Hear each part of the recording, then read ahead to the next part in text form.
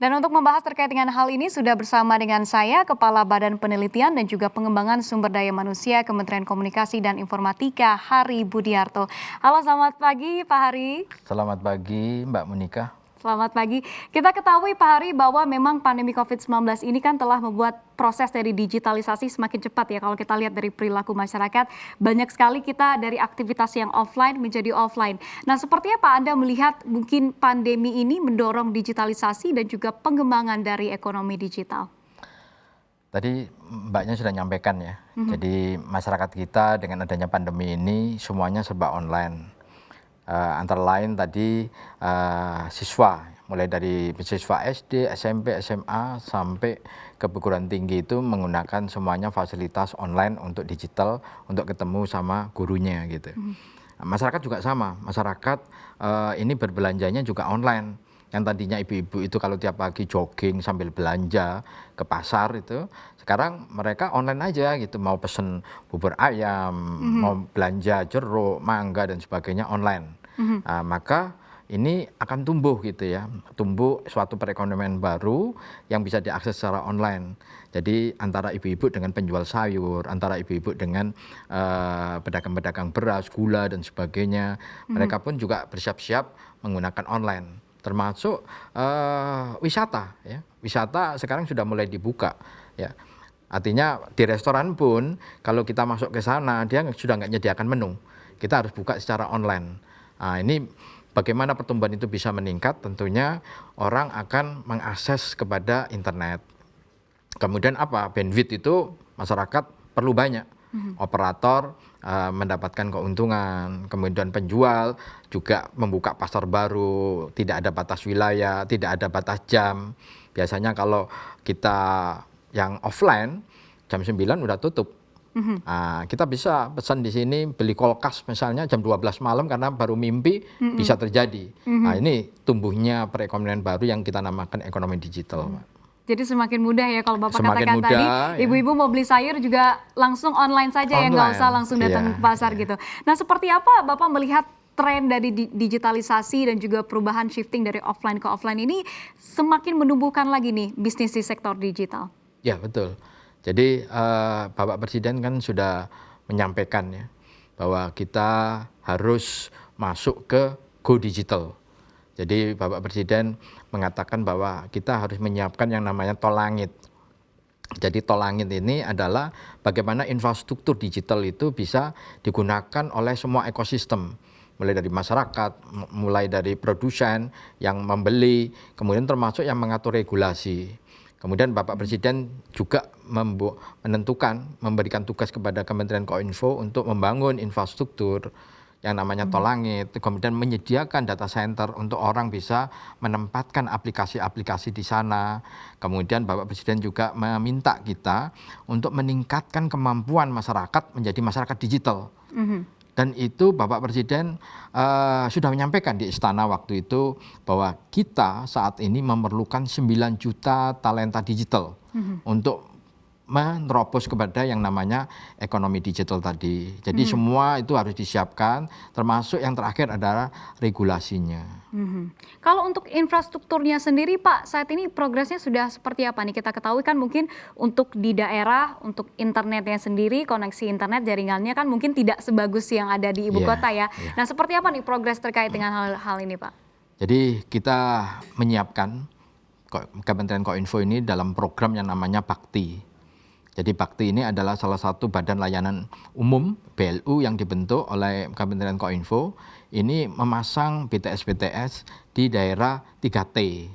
Jadi seluruh masyarakat yang terisolasi, terluar dan sebagainya itu bisa menikmati adanya internet.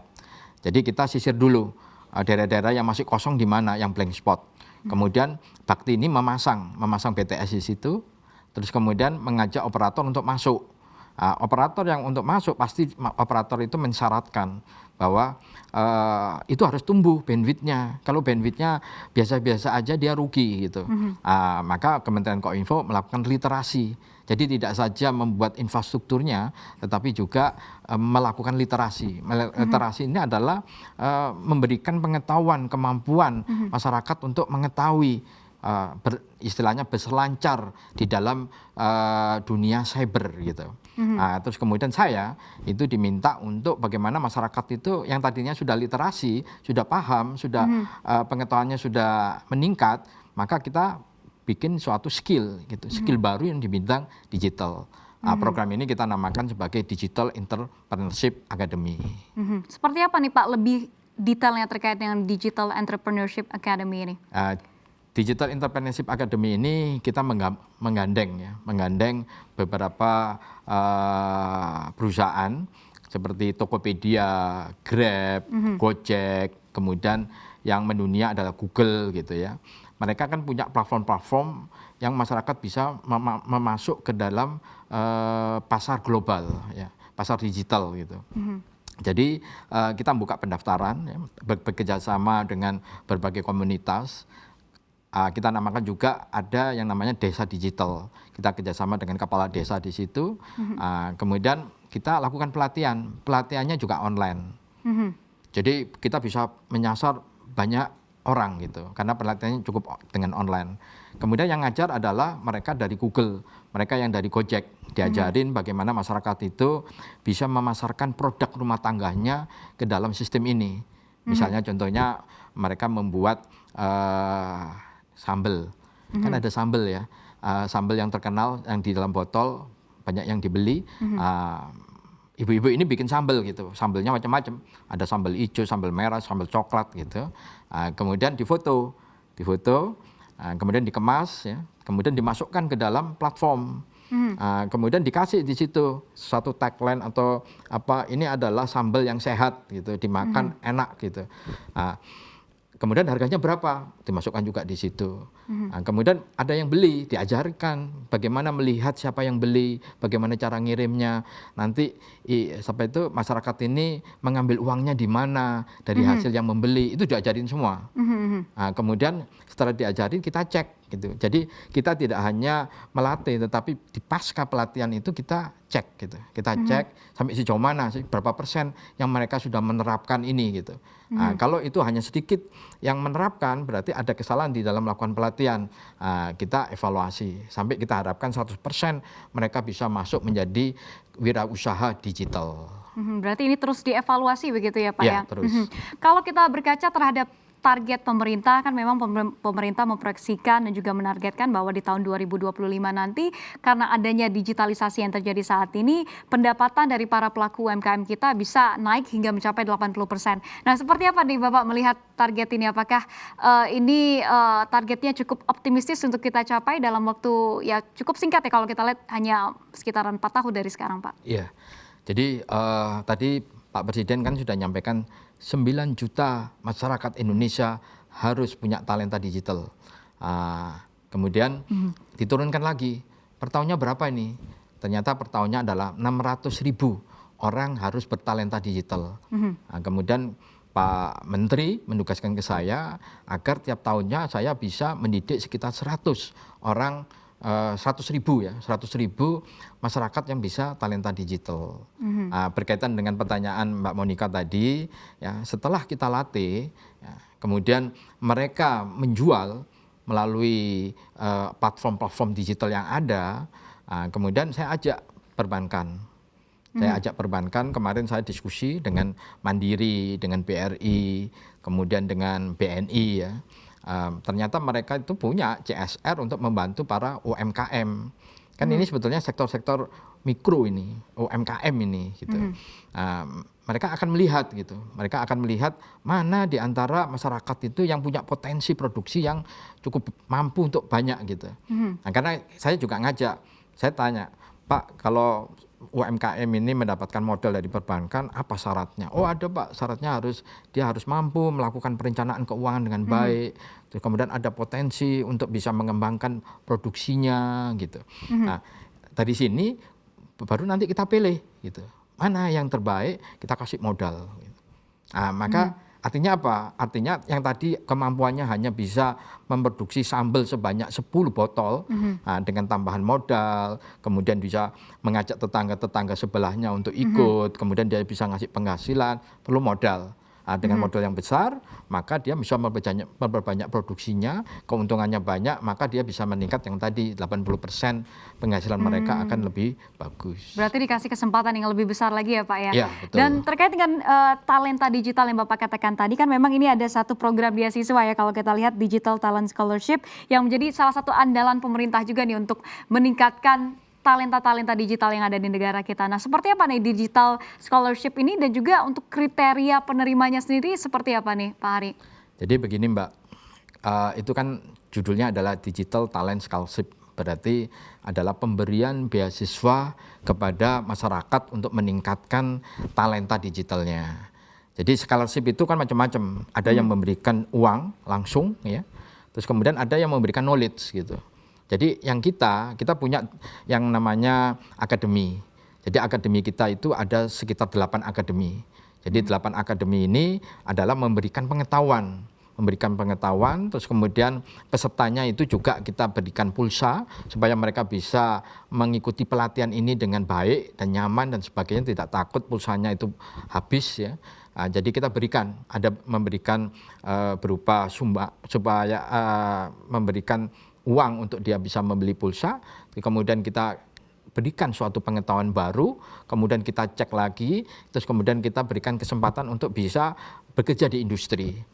Jadi kalau kita rinci, kita pertama punya yang namanya Fresh Graduate Academy. Jadi Fresh Graduate Academy ini diperuntukkan oleh mahasiswa-mahasiswa yang baru lulus. Kemudian ketika dia bekerja di industri, maka industri itu kadang-kadang nggak mau nerima ijazah kan. Oh, saya sudah S1. Kurang ini skillnya, dia bilang gitu. Oh, nggak bisa, ini kita butuh skill yang bisa pandai tentang database gitu. Maka mereka kita didik untuk mempunyai yang namanya certified database, jadi database certified gitu. Ini yang melatih adalah perusahaan global. Misalnya contohnya yang networking, ini Cisco. Jadi Cisco, kemudian ada AWS juga, ini melatih mereka sehingga mereka itu tamat belajar, terus kemudian kita uji, kemudian kita berikan sertifikasi. Mereka dapatkan ijazah certified tadi yang mereka bisa lampirkan bekerja di industri, dan industri itu mau menerima mereka. Ini yang FGA. Kemudian ada lagi yang namanya VSGA. VSGA itu singkatan dari vokasi, ya, School Graduate Academy. Jadi ini diperuntukkan oleh mereka-mereka yang lulus SMK. Kan kadang-kadang yang SMK ini yang kejuruan itu juga nggak mau diterima oleh industri. Bagaimana dia bisa bersaing dan sebagainya, kita ajari.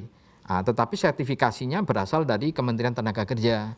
Jadi setelah kita latih dengan skema yang sudah standar, kemudian dia diuji oleh LSP, Lembaga Sertifikasi Profesi yang ada di Indonesia, kemudian dia mendapatkan profesi dengan tanda tangan Menteri Tenaga Kerja.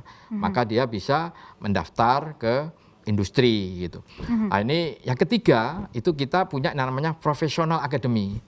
Professional Academy itu adalah mereka yang ingin melakukan upscaling, artinya skillnya mau ditingkatkan yang lebih tinggi gitu. Memang pendidikannya tingkat mahir gitu. Jadi kalau tadi berbasis SKKNI, ini kalau yang untuk SMK level 4, ini sudah level 7 gitu, sampai level 8 gitu. Profesional-profesional ini adalah tenaga-tenaga mahir yang profesional, yang punya sertifikasi gitu. Misalnya dia menjadi admin untuk network, atau dia bisa tata kelola pakai COVID gitu. Ada sertifikasinya. Ini yang khusus untuk Professional Academy. Kemudian keempat, ini paling menarik, yang kita namakan Digital Entrepreneurship Academy yang tadi kita bahas tadi, khusus untuk masyarakat-masyarakat atau para lulusan perguruan tinggi yang bisa meningkatkan digital entrepreneurship-nya, karena tidak semua orang itu kepengin terus ke dalam pendidikan lebih tinggi, kan nggak ada orang yang nggak mau bekerja di suatu lembaga, tapi ada orang yang ingin jiwanya wirausaha. Kita bisa robah ke wirausaha yang digital gitu. Terus kemudian berikutnya ini cukup menarik juga yang dinamakan tematik akademi. Jadi tematik akademi ini kita menyasar berbagai segmen masyarakat tergantung temanya. Misalnya masyarakat difabel. Masyarakat difabel ini harus, kan HAM ini kalau dia nggak dididik digital kan dia bisa protes, melanggar hak asasi manusia. Makanya kita keadilan. Kita berikan bagaimana masyarakat difabel ini bisa bisa mengetik dengan menggunakan Microsoft, bisa mengcoding program, terus kemudian yang mereka punya keahlian-keahlian khusus, misalnya keahlian musik, keahlian untuk memproduksi barang-barang, itu bisa kita ajari cara masuknya seperti ini, kemudian dia bisa jualan dan sebagainya gitu. Ini yang difabel. Kemudian ada yang buruh migran. Buruh migran kita wilayahnya cukup banyak. Jadi mereka yang bekerja di luar negeri sebagai TKW, TKI, itu kalau Jawa Barat banyak yang di daerah Indramayu, di daerah Cianjur, Jawa Tengah ada di Cilacap gitu. Kita masuk ke sana, kita ajarin mereka supaya mereka bisa memperbaiki bekerja secara mandiri, meningkatkan perekonomian dia dengan cara-cara digital tadi gitu. Kita tingkatkan talenta mereka sehingga mereka nggak perlu lagi jadi buruh migran lagi, cukup bekerja di wilayah mereka, kemudian bisa menumbuhkan perekonomian itu satu desa sehingga kesejahteraan mereka bisa meningkat. Ini namanya tematik academy. Kemudian kita juga punya yang namanya talent scouting academy.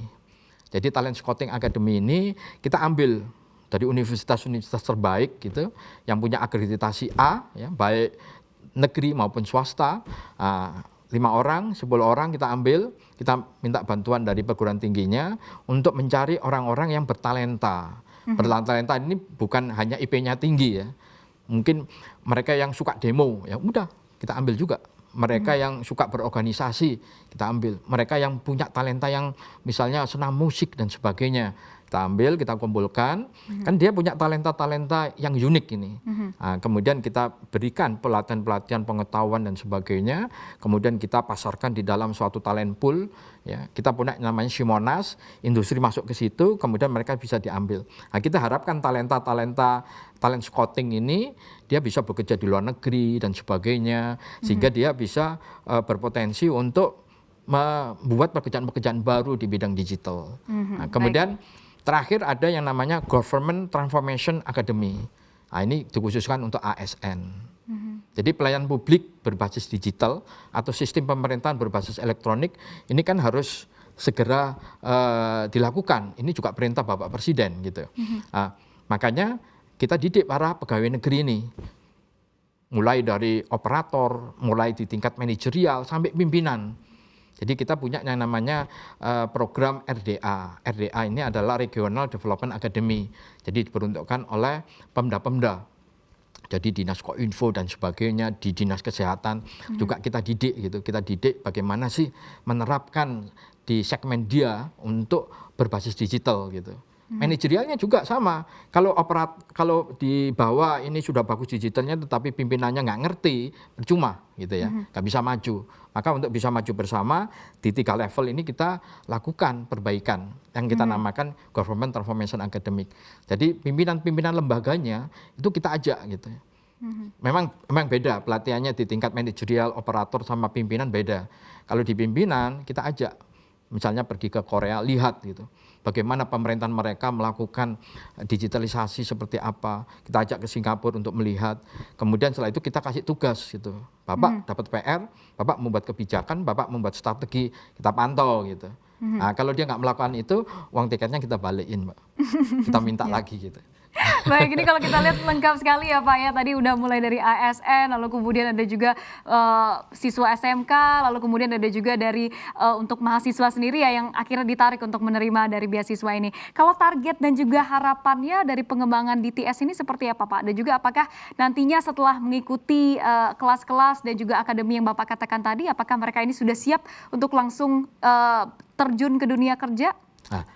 Kita sedang mengembangkan suatu sistem ya, walaupun kita sudah punya namanya Simonas gitu. Jadi masyarakat bisa masuk ke Simonas, masyarakat bisa masuk ke sana, di situ ada bursa kerja gitu. Jadi kita harapkan semua para lulusan dari DTS ini masuk ke sistem kita. Tapi kita akan memperbaiki platform ini sehingga platform ini itu betul-betul menjadi wadah gitu. Wadah orang mencari kerja, atau yang kita namakan transaksi atau bursa kerja gitu ya. Jadi yang mencari pekerjaan tadi itu tinggal masuk, profilnya kayak apa. Kalau dia sudah mengikuti program Digital Talent Scholarship, kita sudah tahu nilainya dia berapa di pelatihan itu, kita kasih scoring. Terus kemudian industri ini ketika dia mencari karyawan, ya, ini contohnya perbankan, Bu. Jadi perbankan ini misalnya BRI, BNI, Mandiri kemarin menyampaikan ke saya, Pak, dengan adanya program DTS ini kita sangat terbantu sekali gitu. Biasanya kita itu kan mencari pegawai, itu kita didik, kita latih dan sebagainya, dan ongkosnya cukup tinggi. Sekarang kalau Bapak punya program pelatihan untuk perbankan di sini, maka kita langsung belanja aja mana yang, dan dia kasih kesempatan magang. Jadi yang sudah mendapatkan pelatihan kita yang di program perbankan tadi, maka dia akan magang selama 3 bulan di bank tersebut. Nah, kemudian dia dipantau oleh bank, oh kerjanya bagus orang ini, baik ini, maka langsung diambil jadi pegawai gitu. Ini keuntungan-keuntungan yang bisa diambil masyarakat ketika mengikuti program kami di pasca pelatihan. Jadi di samping dia bisa masuk ke platform kita untuk bursa kerja yang bisa menghubungkan antara pencari kerja dan yang ingin mencari pegawainya. Ketemu di situ, maka dia tinggal searching aja, saya butuh kompetensi di bidang networking dengan kriteria kayak gini. Kita sediakan itu, tinggal klik, terus kemudian langsung tersedot database yang dari lulusan DTS tadi. Ini orangnya gitu. Mereka tinggal panggil untuk seleksi, interview, dan yang terbaik bisa mereka ambil. Berarti bukan cuma pelatihannya saja Bukan yang sudah saja disiapkan, pelatihan, tapi untuk platform mencari kerja juga sudah disiapkan ya Pak dan ya. bahkan setelah bekerja, kita minta dia untuk ngisi profilnya di situ. Gitu. Ini nanti akan dijadikan, mereka memberikan masukan kepada kita. Oh Pak, setelah bekerja itu ternyata materinya itu tidak seperti ini Pak, gitu. Dia kasih masukan ke kita perbaiki sistem kita. Ya. Para alumni ini juga bisa menginformasikan kepada adik-adiknya yang tadi kan jadwalnya berbeda, batch 1, batch 2, batch 3 sampai batch terakhir. Ini punya alumni gitu. Oke, baik, menarik sekali. Terima kasih Pak Hari Budiarto, Kepala Badan Penelitian dan juga Pengembangan Sumber Daya Manusia Kementerian Komunikasi dan Informatika. Pastinya kita berharap dengan adanya program DTS ini semakin menambahkan lagi ya Pak angka dari talenta-talenta digital yang ada di negara kita. Kita harus menguasai dunia. Baik, terima kasih sekali Pak Hari. Selamat pagi dan juga salam sukses selalu untuk Anda. Terima kasih Mbak Monika, selamat siang.